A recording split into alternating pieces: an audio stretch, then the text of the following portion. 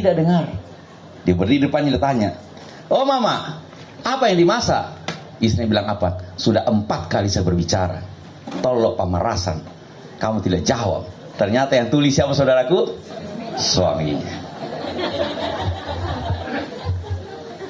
Yang saya mau sampaikan kepada saudara, mari Pak Bu, saudara harus tahu kebenarannya, karena kebenaran yang memerdekakan saudara.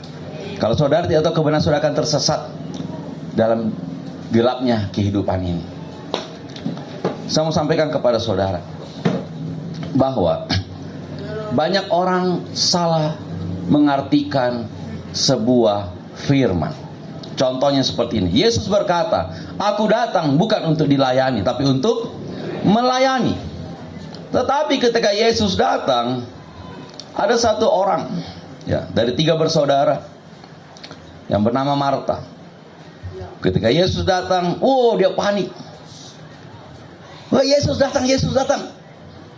Yesus datang, biasa. Saya curiga ini Marta, ya. Kalau Alkitab tidak menulis, mungkin dia mirip orang Toraja. Kopi. Wah, Yesus datang, woi, pisang goreng, woi. Mana. Semua dia siapkan. Ya, mengandalkan logika dia dalam menjalani hidup. Kalau Yesus datang, harus siap semuanya. Apa yang terjadi? Dia capek. Dia lelah. Dia sedih. Dia komplain. Yesus, kenapa itu? Marta cuma duduk-duduk saja. Yesus tegur dia, "Saya ini capek." Kenapa? Dia pakai logika. Salah pengertian. Dia pikir dia yang benar. Karena dia tidak tahu kebenarannya. Apa yang terjadi? Sesudah salahkan Maria, yang dia salahkan siapa? Yesus. Sudah salahkan ini, dan banyak orang dunia seperti ini. Karena dia tidak tahu kebenarannya, dia salahkan Tuhan. Ketika mengalami pergumulan, dia salahkan orang. Dan mohon maaf Pak Bu, banyak orang ketika mengalami pergumulan, yang korban kasihan orang-orang terdekatnya. Istrinya kasihan, pergi kerja, ada masalah di kantor, suami pulang marah-marah, kena istri. Datang anak-anak mau main, kena anak-anak. Padahal ketika dia mulai bekerja, dia berkata apa? "Saya pergi bekerja untuk apa? Keluarga." Tapi ketika mulai bekerja, keluarga nomor sekian, Tuhan nomor sekian. Maka saya katakan, jangan sampai kita salah arah. Pak Bu, hidup kita, kenapa Tuhan berkata lebih baik kita pergi ke rumah duka? Supaya kita tahu hidup kita ini sedang berjalan menuju kepada kematian dunia. Sedang berjalan. Waktunya tidak ada yang tahu, hanya Bapa di surga yang tahu. Mari kita buka firman Tuhan dari Roma 14. Roma pasal yang ke-14, ayat yang ke-7 sampai dengan ayat yang ke-9. Roma 14 ayat yang ke-7 sampai dengan ayat yang ke-9. Mari kita lihat, perikopnya ini adalah orang-orang di Roma yang salah pengertian. Karena salah pengertian, makanya dia sibuk menghakimi sana sini. Karena salah pengertian, banyak orang berkata, "Oh, ini karena ini, dia itu menderita karena ini, dia menderita karena ini." Nah, mari kita baca bersama-sama kekasih Tuhan. Roma 14 ayat yang ke-7 sampai dengan ayat yang ke-9. Kekasih Tuhan, jika sudah di sana, saya undang dengan penuh kasih, katakan haleluya. Mari kita baca bersama-sama. 1, 2, 3. Sebab yang hidup untuk dirinya sendiri, dan tidak ada seorang pun yang mati untuk dirinya sendiri. Sebab kita hidup untuk Tuhan, dan jika kita mati untuk Tuhan. Jadi hidup atau mati kita adalah milik Tuhan. 9. Sebab Kristus telah mati dan hidup kembali, supaya ia menjadi Tuhan baik atas orang-orang mati maupun atas orang-orang hidup. Perhatikan baik-baik, jangan salah pemikiran. Hidup kita untuk Tuhan. Mati pun milik Tuhan. Hidup mati kita milik Tuhan. Kenapa Pak Bu? Akan ada dunia setelah kehidupan di bumi. Akan ada dunia yang lebih kekal. Akan ada rumah yang lebih kekal, yang tidak dibuat oleh tangan manusia. Saya sudah pernah sampaikan kepada saudara kitab Korintus, bagi Allah rumah kita semewah apapun itu hanyalah kemah. Sampaikan kepada saudara, Pak Bu, kita di bumi ini cuma transit. Ya, katakan pada kanan kiri, kamu cuma transit. Saya dulu, saudaraku, dapat penghargaan dari Garuda. Dikasih frequent flyer, bukan lagi platinum tapi turbilon, di atasnya platinum. 1 tahun bisa 250 kali terbang pakai Garuda. Jadi saudara bisa bayangkan 1 hari saya terbang berapa kali. Tetapi saya mau sampaikan kepada saudara, setiap kali saya terbang saya transit. Ada salah satu bank kasih saya kartu. Kartu ini bisa dipakai transit di seluruh Asia, TravelMate. Setiap kali saya transit, saya tidak bangun rumah di situ. Karena saya pikir saya cuma transit. Tujuan saya adalah Makassar. Tujuan saya adalah, atau dimanapun rumah saya, tujuan saya di Makassar atau di Jakarta. Nah, kalau saya transit, saya tidak bangun yang baik-baik. Saya cuma istirahat sebentar, tapi tujuan saya adalah saya punya rumah. Tujuan saudara dan saya ini surga. Yang percaya katakan amin. Di dunia ini kita cuma transit. Pak Bu, kalau kita cuma transit, tolong bangun rumah yang baik di surga. Yang percaya katakan amin. Amin. Jadi jangan salah pemikiran. Jangan seperti Marta yang sibuk menghakimi orang pada dia yang salah. Saudara harus tahu kebenarannya, karena kebenaran ini yang memerdekakan hidup kita. Yang percaya katakan amin. Yes. Puji Tuhan. Makanya dikatakan apa? Kristus telah mati dan hidup kembali supaya menjadi Tuhan, baik atas orang mati maupun atas orang-orang hidup. Jadi saat ini anak kita terkasih Jusida, dia sudah mati bagi kita. Tapi saya mau sampaikan, bagi Kristus ini adalah permulaan dia berjalan bersama dengan Tuhan.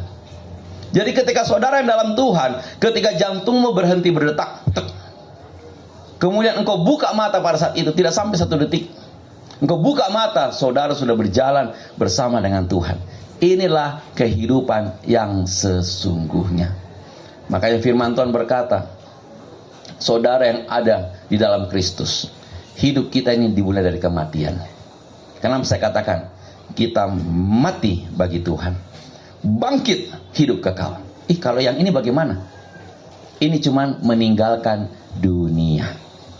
Meninggalkan dunia yang fana, yang penuh dengan permasalahan, penuh dengan sakit penyakit. Dia sudah selesai dari transitnya. Saat ini dia sudah terbang ke surga. Yang percaya katakan amin. Amin. Dan Pak Bu, kita semua sedang transit. Tujuan kita bukan di sini. Tujuan kita bukan di sini. Ya, jangan terlalu banyak tabur harta untuk suatu hal yang bersifat fana. Kita hanya transit. Tetapi saya mau sampaikan kepada saudara dan saya, jangan punya pemikiran yang salah. Karena ada ketika seseorang yang sakit, ada hamba Tuhan yang datang kepada orang sakit itu dan dia berkata, oh ini dosa. Jangankan hamba Tuhan, murid Yesus, ketika ada yang buta, dia berkata kepada Yesus, yang manakah yang berdosa? Apakah orang tuanya atau anaknya? Saudara bisa bayangkan bagaimana anak kecil. Apakah dia tendang perut mamanya? Aduh. Dia belum tahu apa-apa. Tapi Yesus berkata apa saudaraku? Bukan salah orang tuanya, bukan juga salah anaknya, tapi ada yang ingin Tuhan nyatakan dalam kehidupan mereka. Kematian anak kita terkasih, kebenarannya dia sudah pergi berjalan dengan Bapa di surga. Itu kebenarannya. Bukan karena dosa, bukan karena sakit penyakit, tapi satu, rumahnya sudah selesai. Yang percaya katakan amin. Rumahnya sudah selesai. Anggaplah kita di kota lain, pesawat sudah tiba, kita kan tidak bisa bilang, Jamil deh, pesawat berikutnya, tidak bisa, tiket kita sudah ada. Tiket kita sudah ada, terbang, harus tiba. Tidak bisa bilang, nanti di pesawat berikutnya, tiket sudah ada. Tidak bisa ditukar-tukar. Tiketnya sudah ada. dan harus terbang. Inilah kebenarannya. Jangan berpikiran yang salah. Makanya terhadap keluarga yang terkasih, jangan memiliki pemikiran yang salah. Karena banyak orang, mohon maaf saudaraku, suatu ketika ada kedukaan di Toraja. Karena kedukaan di Toraja, tiba-tiba ada seseorang ibu datang kepada keluarganya. Dia berkata apa? Saya melihat, ya, itu anak kita punya Ampo menangis samping peti.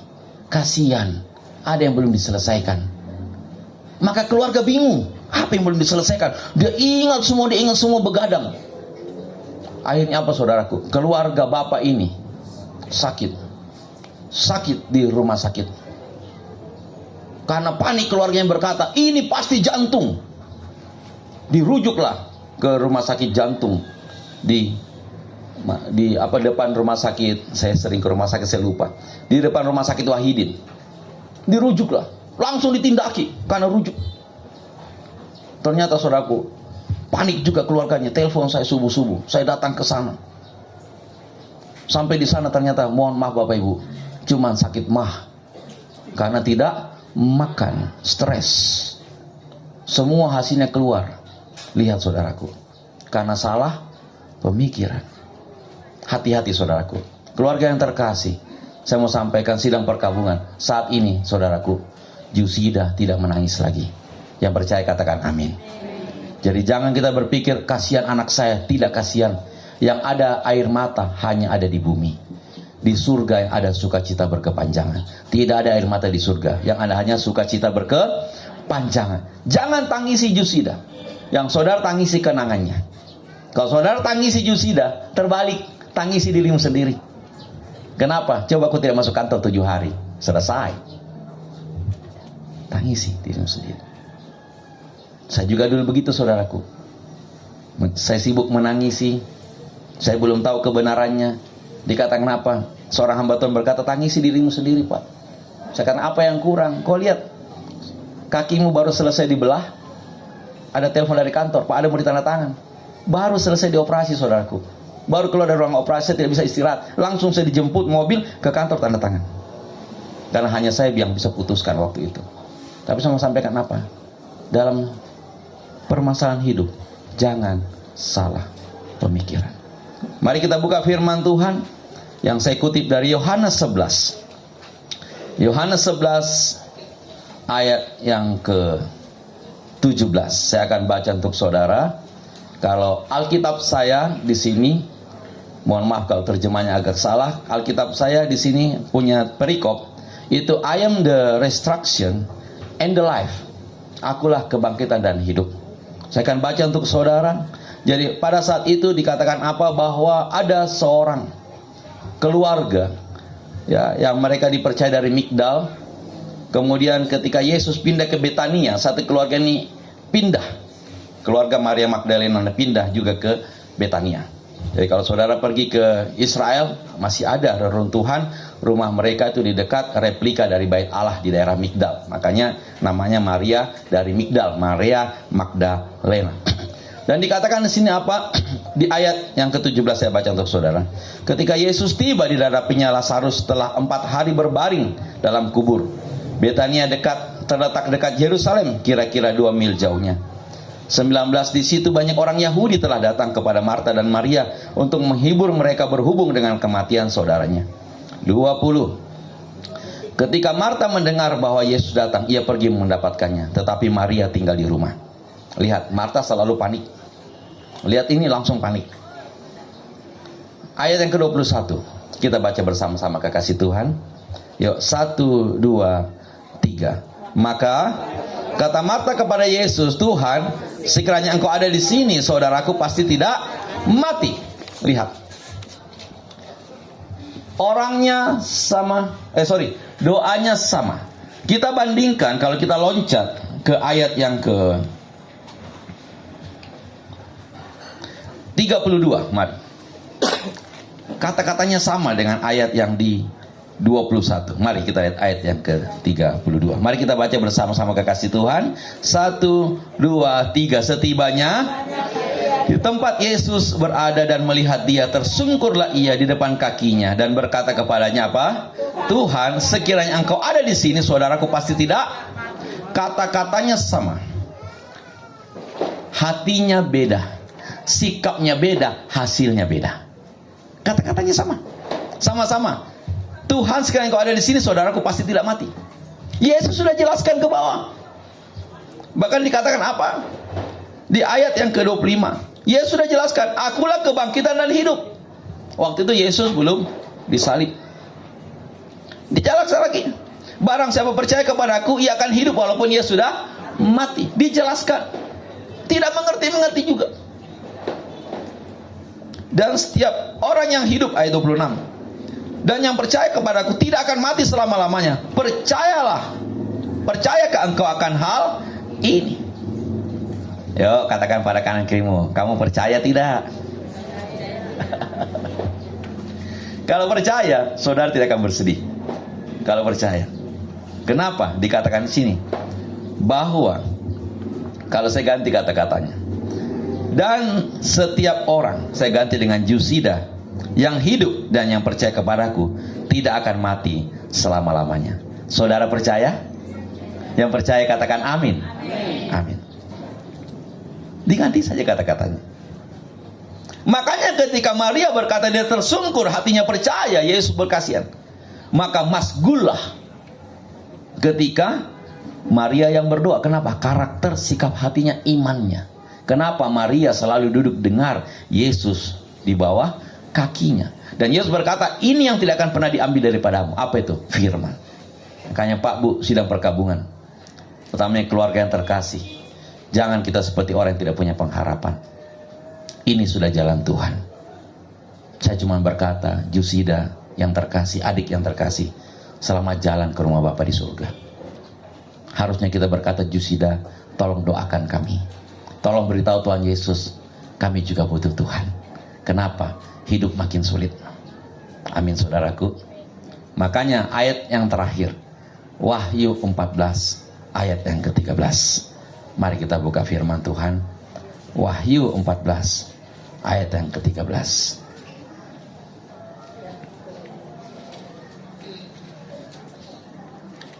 Puji Tuhan. Mari kekasih Tuhan. Yang sudah di sana tolong katakan bersama saya haleluya. Mari kita baca bersama-sama kekasih Tuhan. 1, 2, 3 dan suara dari surga berkata, tuliskan, berbahagialah sejak sekarang ini sungguh, kata Roh, supaya mereka boleh beristirahat dari jerih lelah mereka, karena segala perbuatan mereka menyertai mereka. Ayat ini sudah pernah saya sampaikan kepada saudara, cuma saya mau sampaikan, berbahagialah. Jadi Jusida saat ini sudah bahagia. Kemarin malam saya dengar keluarga berkata ketika Jusida lahir, Jusida menangis, ya. Mamanya tertawa. Saat ini ketika Jusida pulang, ya, Jusida sudah tertawa. Kenapa? Berbahagia. Yang menangis siapa? Kita yang menangis. Karena saya mau sampaikan, di surga tidak ada air mata. Tidak ada air mata. Makanya mari kekasih Tuhan, jangan tangisi Jusida. Saudara bisa diperalat oleh si jahat. Saudara akan diberikan penglihatan. Oh kasihan Jusida sedang menangis. Kasihan Jusida. Oh kasihan dia. Masih ada yang kurang. Masih ada yang ini. Masih ada yang belum diselesaikan. Jangan. Kalau Yesus berkata di atas kayu salib, sudah selesai. Artinya sudah selesai. Dan dikatakan apa? Berbahagialah. Sungguh kata Roh, supaya Jusida boleh beristirahat dari jerih lelahnya. Karena segala perbuatan Jusida dalam dunia ini 20 tahun akan menyertai Jusida bersama-sama dengan Tuhan Yesus. Kekasih-kekasih Tuhan, ingat ada ayat ini. Kita harus terus berjuang untuk berbuat baik. Amin. Karena saya percaya saat ini Jusida sudah ada bersama dengan Bapa. Dia bisa berjumpa dengan Adam. Dia bisa tanya Hawa, kenapa sih kamu makan tuh buah? Dia sudah bisa tanya. Dia sudah bisa tanya kepada Abraham, Bapak Abraham. Dia bisa bertemu, ngobrol. Nah saudara dan saya, mari, meskipun kita belum melihat, mari kita percayakan ayat ini. Jangan seperti yang tadi, mereka tersesat, salah vonis, salah pemikiran, akibatnya fatal. Tapi mari menjalani hidup, karena firman Tuhan berkata, mari keluarga sidang perkabun yang terkasih, yang lemah, yang letih. Tuhan tahu saudara lemah letih. Tuhan tahu kita berbeban berat. Makanya Tuhan berkata, mari datang kepadaku. Aku akan memberikan engkau kelegaan. Kiranya firman Tuhan membawa damai sejahtera bagi kita semuanya. Mari kita satu dalam doa.